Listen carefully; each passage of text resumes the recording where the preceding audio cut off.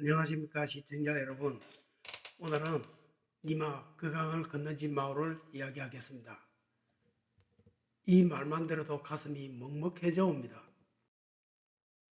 부부라면 반드시 갖추어야 할 기본적인 덕목이요 사랑과 신뢰라는 것을 인간사의 표본이자 대표적인 표상이라 우리는 여기서 참으로 배울 것이 많습니다. 할아버지를 13년 전에 먼저 보내고 지난 4월 10일 오후 할머니도 뒤따라 그 강을 건넜습니다.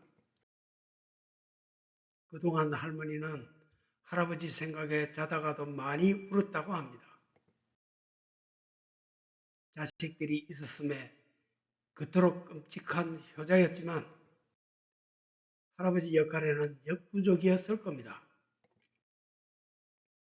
제라카 소크라테스의 아내는 참으로 소문난 악처였다고는 하나 효자보다 악처가 훨씬 낫다고 했습니다. 이 사연을 견주어 볼진데 응감생심 할머니에게 어찌 빌적할 수 있으리요. 대부분의 이 세상 부부들은 이 할머니처럼 돈독한 신뢰 속에서 서로 의지합니다. 참으로 대표적인 부부사랑 롤모델이었죠. 제가 느낀 혼자 남은 할머니의 그 후의 삶은 더 이상 행복해 보이지만은 않았습니다. 먼저 강을 건넌 할아버지는 할머니에게 미처 남은 행복을 남기지 못한 고통의 추억만 남겼을지도 모를 따름입니다. 사람이 떠날 때가 되면 정을 뗀다는 말도 있습니다. 이 말을 어떻게 풀이하면 좋을까요? 어쨌든 할머니를 생각하면 저희 어머니 같았고 혼자 남은 쓸쓸한 여정을 할아버지를 생각하며 얼마나 많이 울고 마음고생하며 살았을까 생각해 봅니다.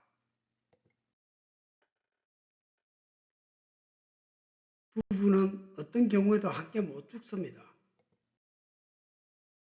누가 혼자 남든 혼자 남아 불행해지는 것만은 안 될 말입니다. 요즘의 부부들은 할아버지하고는 또 다른 살아생전에 만약에 혼자 남게 될지 모를 아내를 위해 미리 준비하는 사람이 매우 많아졌습니다. 어린 손자들과 우리 막내딸만 남겨놓고 나는 너만 있으면 된다는 그 말만 남긴 채 막내 품에서 49살의 나이로 쓸쓸히 눈을 감았던 울 막내 사이를 생각하면 그토록 따뜻하기만 했던 사이를 앗아간 야속한 하늘을 무슨 억하심정으로 데려갔나 두고두고 원망했지만 사업 중단으로 빚만 잔뜩 안기고 먼저 가버린 사위가 또 다른 지금의 현실은 할아버지처럼 생전에 아내 사랑밖에 할 줄 모르고 혼자 남을 아내 생각은 전혀 못한 점은 어떻게 풀이하고 받아들여야 좋을지 어떤 수술로도 치유가 안 될 아픈 깊은 상처로 남고 말았습니다. 내 아무리 슬픈 가정사라 할지라도 수없이 많은 슬픈 세상 사람 중에 극히 미미한 한 사람에 불과할 것입니다. 그랬기에 누구라도 이 비극은 슬기롭게 풀어나가야 할 것입니다. 이 독백을 기초로 다음과 같이 정리해 봅니다. 애틋한 이 노부부의 사랑은 우리 시대가 잃어버린 부부의 표상입니다. 하지만 할아버지가 떠난 뒤 13년 할머니가 견뎌온 시간은 아름다운 영상 뒤에 가려진 남겨진 이의 고통을 여실히 보여줍니다. 부부라는 인연 뒤에 찾아오는 이별과 그 대위에 대한 가슴 아픈 사례들입니다. 소크라테스의 아내는 악체로 유명했습니다. 하지만 옛말에 효자 10명이 악처 하나만 못하다는 말이 있습니다. 이는 아무리 자식들이 지극정성으로 효도를 한들 일상을 공유하며 곁을 지키는 배우자의 빈자리를 결코 채울 수 없음을 뜻합니다. 자식들이 곁에 있을지라도 자다가도 할아버지 생각에 눈물 짓던 밤들, 자식은 부모의 인생을 대신 살아줄 수 없으며 할아버지가 주던 정서적인 안정감은 그 어떤 효도로도 대체 불가능한 영역이었습니다. 사람은 죽음 직전에 정을 뗀다고들 합니다. 떠나는 이가 남은 이의 슬픔을 들어주려는 마지막 배려일지도 모릅니다.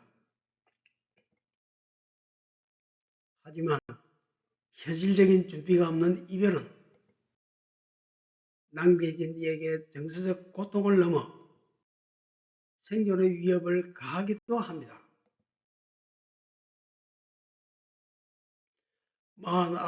49살이라는 젊은 나이에 암으로 세상을 떠나며 너만 있으면 돼 하고 쓸쓸히 눈을 감았던 막내 사회. 그러나 그 뒤에 남겨진 것은 사업 중단으로 인한 숱한 빚과 어린 자녀들이었습니다. 할아버지가 할머니에게 지극한 사랑을 주었지만 할아버지를 잃은 할머니의 13년이 행복해 보이지 않았던 이유도 같습니다.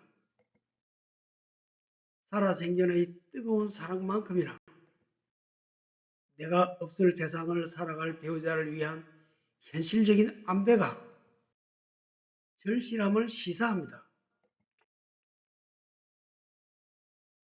부부는 그 어떤 경우에도 한날 한시에 세상을 떠나기 어렵습니다.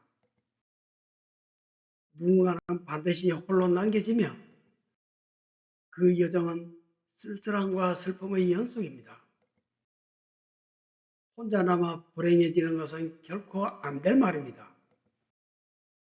최근의 부부들은 우리 부모 세대와는 다른 길을 선택하기도 합니다. 살아생전 아내를 끔찍이 아끼는 것에 그치지 않고 자신이 부재할 때 아내가 경제적, 사회적으로 고립되지 않도록 미리 준비하는 것이 현대적 의미의 사랑으로 재정의되고 있습니다.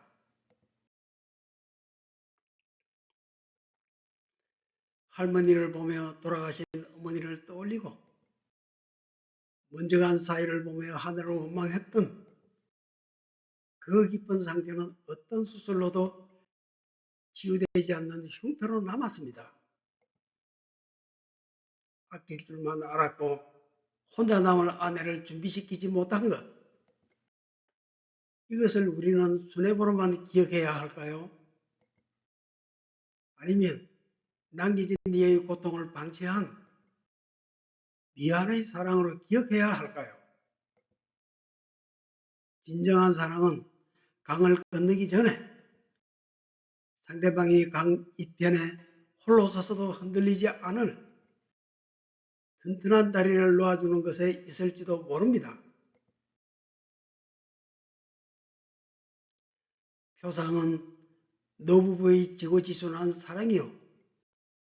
실상은 홀로 남겨진 13년의 눈물과 준비되지 않은 이별의 고통이며 경우는 남겨질 배우자를 위해 현실적, 정서적 자립을 돕는 것이 가장 큰 사랑이지만 인간의 갈망은 끝이 없습니다. 하지만 어느 선에서 멈출 줄은 알아야 하겠습니다. 할아버지, 살아생전에 그것만으로도 훌륭합니다.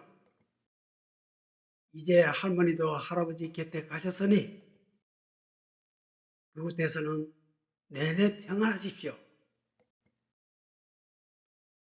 울기한 막내야, 너희들 사랑하는 저 자식 놔두고 그렇게 떠나고 싶었겠느냐? 원망하기 시작하면 끝도 없구나.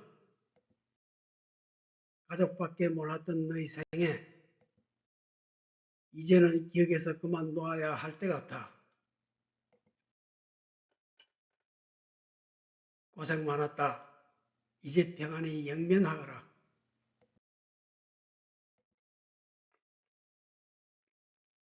할머니, 할아버지, 저 악너머에선 영원한 안식을 기원합니다.